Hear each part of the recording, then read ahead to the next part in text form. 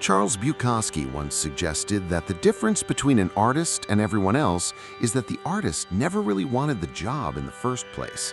And Factotum is basically 200 pages of him proving it, one spectacular firing at a time. This isn't a book that hands you a 5-step plan to career success. It's a book that watches career success from across the bar, orders another drink, and asks why anyone would want that in the first place. And somehow, buried underneath all the hangovers, the horse track losses, and the spectacularly bad job interviews, there's a genuinely life-altering philosophy hiding in here. Because Factotum isn't really about laziness or failure or self-destruction, even though it wears all three like an old stained coat. It's about a man who refused over and over again to trade his one and only life for a paycheck that would never actually buy it back.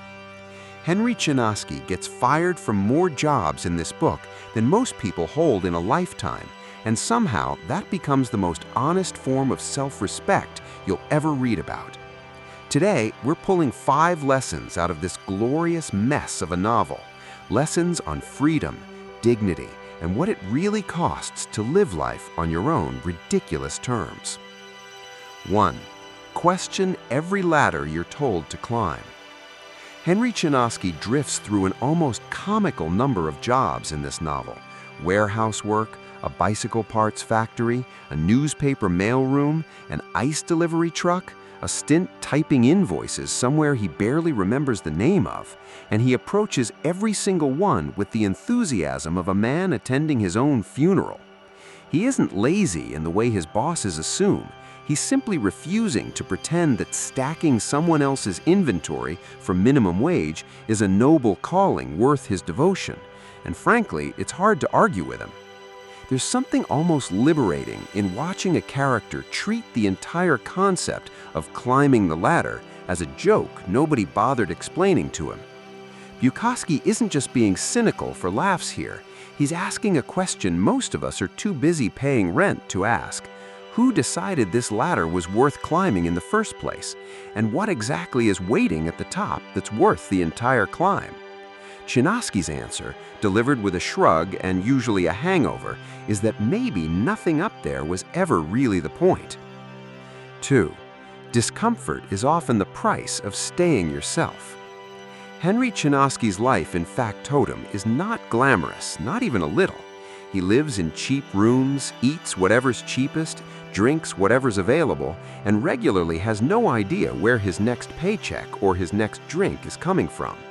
It would be easy to read all of this as pure self-sabotage, and honestly, some of it probably is. But underneath the mess, there's a stubborn thread of integrity running through the whole disaster. He keeps writing. He keeps refusing jobs that ask him to become someone smaller than himself, even when refusing costs him comfort, stability, and pretty much every form of dignity society usually hands out for free. Bukowski seems to be making an argument that's funnier and truer the longer you sit with it. Staying yourself is rarely comfortable, and comfort very often becoming someone slightly less yourself. Chinaski isn't a hero by any conventional measure, but he's stubbornly, chaotically consistent, and that consistency comes at a real cost: cold apartments, empty pockets, burned bridges. The book dares you to ask whether you'd be willing to pay a fraction of that price to stay this honest about who you actually are. And honestly, if watching a man gloriously torch his own career prospects chapter after chapter sounds like exactly the kind of company you want on your commute, you don't need to buy the physical book to enjoy it.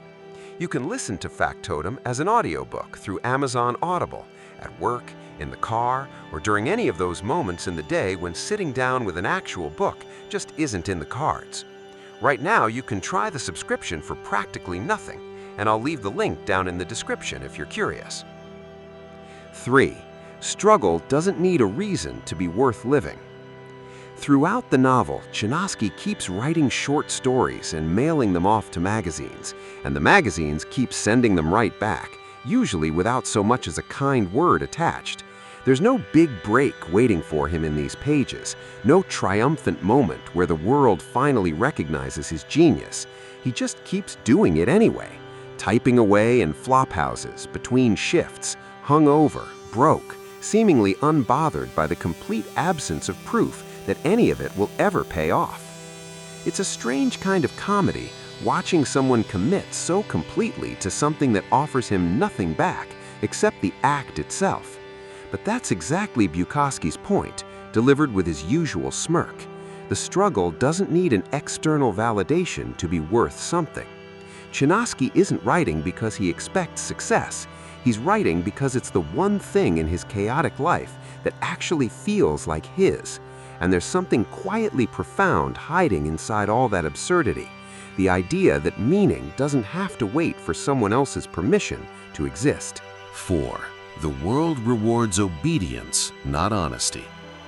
Nearly every job Chinaski loses in this book, he loses for the same basic reason.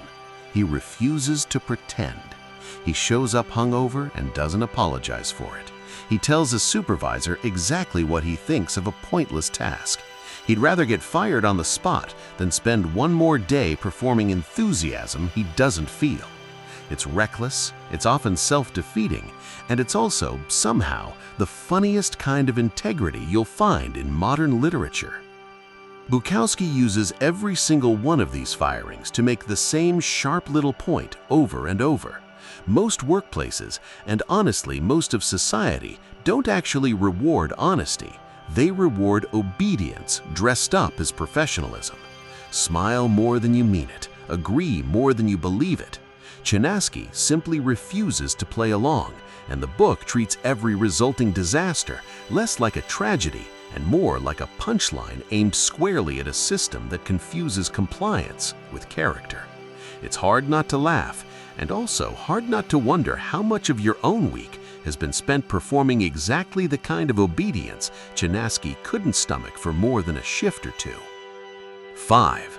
Freedom tastes better than comfort, even when it's bitter. By the end of Factotum, Chinaski hasn't built a career, hasn't accumulated savings, hasn't achieved anything that would look impressive on paper. What he has done, relentlessly and against every reasonable incentive, is remain entirely, stubbornly himself. He's broke, he's hungover more often than not, and he's also, in his own chaotic way, one of the freest characters you'll ever meet in fiction. A man who simply refused again and again to trade his own strange, difficult life for someone else's version of a safe one. That's the punchline underneath the whole novel, and it's a genuinely philosophical one once the laughter settles. Freedom rarely feels like comfort. It usually feels a little bit like this: uncertain, broke, unglamorous, occasionally humiliating. But Bukowski insists through 200 pages of glorious disaster that it beats the alternative anyway. Chinaski would rather be free and a mess than comfortable and someone else's idea of acceptable. And by the end of the book, against all logic, you might just find yourself agreeing with him. Before we wrap this one up, if Chinaski's glorious refusal to behave has you even a little inspired, remember you don't need the physical book to enjoy the ride.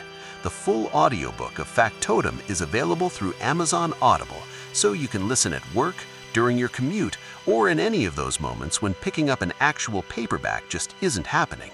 The trial subscription is practically free right now, and the link will be waiting for you down in the description.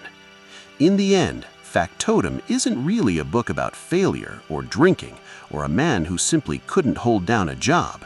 It's a book about refusing to let the world quietly talk you out of your own life.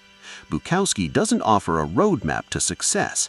He offers something rarer, a portrait of a man who'd rather fail spectacularly on his own terms than succeed quietly on someone else's. And maybe that's the real lesson hiding under all that whiskey and bad luck. Living against the grain will cost you plenty, but it might be the only way to actually live at all. Remember to subscribe, comment, like, and see you next time.